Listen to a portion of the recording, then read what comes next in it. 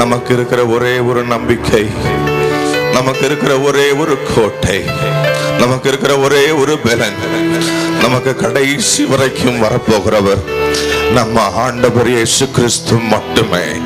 நம்மளுடைய பணமோ படிப்போ ஜாதியோ இப்ப இருக்கிற நண்பர்களோ சொந்தக்காரங்களோ ஒருவேளை வரலாம். ஆனா அநேக நேரத்துல சோர்ந்து போன நேரங்களில், நம்ம கீழே தள்ளப்பட்ட நேரங்களில், ஆனா நம்ம ஆண்டவர் மட்டும் நேற்றும் இன்றும் என்றும் மாறாதவர் அடிக்கடி நம்ம சொல்லுவோம். அதை ஒரு பக்கம் வைங்க. ஆனா நமக்கு அவர் எவ்வளவு மாறாதவராய் இருந்திருக்கிறார், எவ்வளவு உண்மை உள்ளவராய் இருந்திருக்கிறார். அந்த பிள்ளைங்க மட்டும் தயவு செய்து பாஸ்டர் சொல்றாருன்ட்டு நீங்க கையை உயர்த்த தேவையில்லை. உண்மையாகவே ஆண்டவர் உனக்கு நல்லவராய் இருந்தாருன்னா மட்டும் 2 கரங்களை அந்த செல்லத்தை பார்த்து கையை உயர்த்தி இந்த வேளையில நீங்க புதுசா வந்திருக்கலாம். நீங்க இந்துவோ கேத்தலிக்கோ முஸ்லிமோ இல்ல பெயர் கிறிஸ்தவங்களா இருந்து கூட இப்படிப்பட்ட ஒரு கூட்டத்துக்கு நீங்க புதுசா வந்திருக்கலாம். ஒண்ணு சொல்றேங்க, ஆண்டவர் மட்டும் இல்லைன்னா நம்ம நிர்மூலமாக இருப்போம். அது எத்தனையோ பேர் அதை உண்மைன்னு சொல்ல முடியும். நீயும் நானும் நிர்மூலமாகாதபடிக்கு இருப்பது அவருடைய சுத்த கிருபை.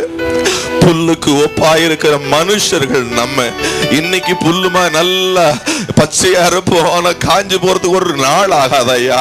ஆனா ஆண்டவருடைய கிருபையினால இந்த இடத்துல நின்று கொண்டிருக்கிற பிள்ளைகள் மட்டும் 2 கரங்கள் ஆசையாய் கண்களை மூடின வண்ணமாய் பக்கத்துல இருக்கிறவங்க ஆராதிக்கிறாங்களோ, பக்கத்துல இருக்கிறவங்கள கர்த்தரை யோசிக்கிறாங்களோ, நீ அதை பார்க்காத.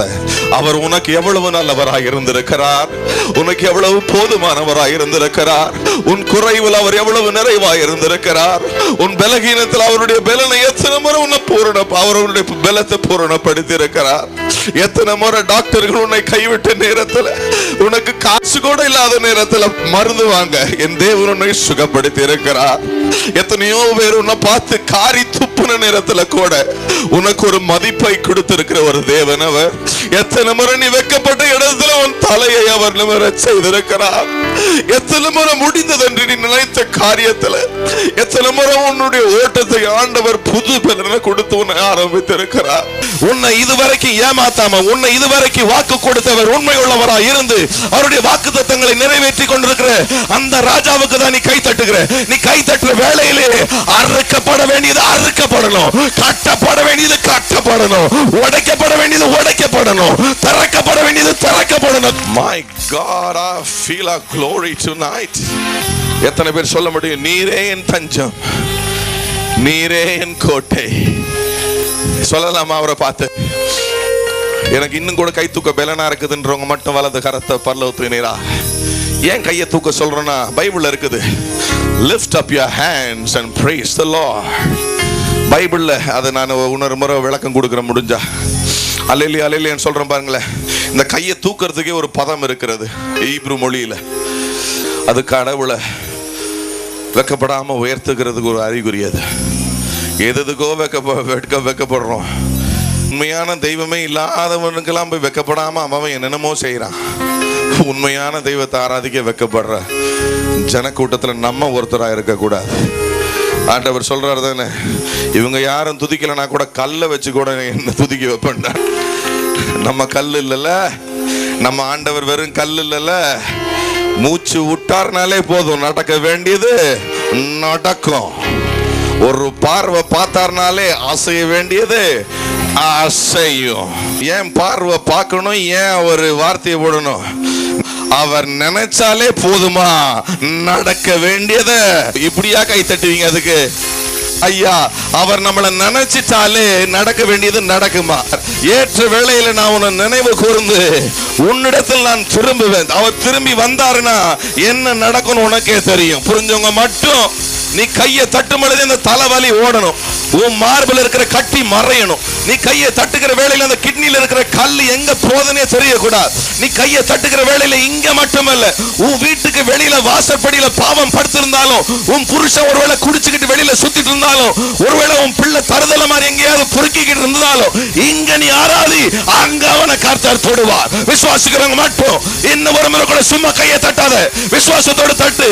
கேளுங்கள் தரப்படும், தட்டுங்கள் திறக்கப்படும். என் விசுவாசம் என்னன்னா, இப்படி கையை தட்டினா கூட திறக்க வேண்டியதை கர்த்தர் திறப்பார். மால்கா தரகபோ ஷந்தரபா. எத்தனை பேர் இப்போ அவ்வளோ பெரிய ஒரு பிரச்சனத்தை உணர்றீங்க? இந்த கூட்டத்துக்கு நான் சும்மா வரல, ஏதோ ஒரு நோக்கத்தோடு தான் என் செல்ல என்னை கொண்டு வந்திருக்கிறார். நானா வரல, என் ராஜா தான் என் வலது கரத்தை பிடித்து இந்த அடைக்கல பட்டணத்தில் நடக்கிற கூட்டத்துக்கு எத்தனையோ தடைகளை தாண்டி என் ராஜா வலது கரத்தை பிடிச்சு கொண்டு வந்தார். எத்தனை பேர் அதை விசுவாசிக்கிறீங்க? இந்த இடத்துல மாம் பா பா கா பூஷடா யா தரகபோ சந்தரபா. நீரே என் தாண்டா, நீரே என் கோட்டை, நீரே என் ராட்சகர், நீரே ராஜா. இன்னொரு முறை எல்லாரும் சொல்லலாம் ஆசையாய், நீரே என் ராஜா, நீரே என் கோட்டை, நீரே என் ராட்சகர், நீரே ராஜா.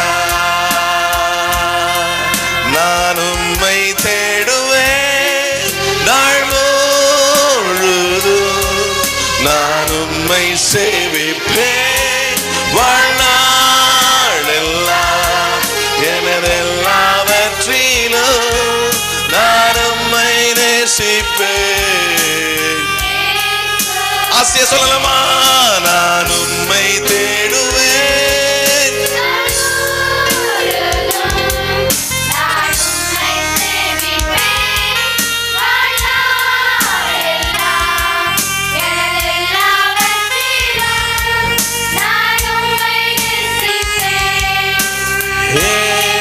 உண்மையா சொல்றவங்க மட்டும்.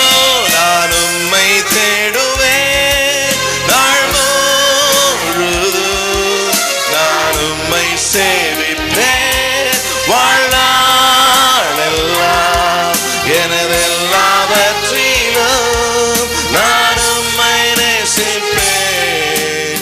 இயேசு இன்னும் கூட நான் உம்மை தேடுவேன் நாள் முழுதும், நான் உம்மை சேவிப்பேன் வாழ்நாளெல்லாம், எனதெல்லாவற்றிலும் நான் உம்மை நேசிப்பேன். இயேசுவே இயேசுவே ராஜா, இயேசுவே தேவன், இயேசுவே மீட்பர், இயேசுவே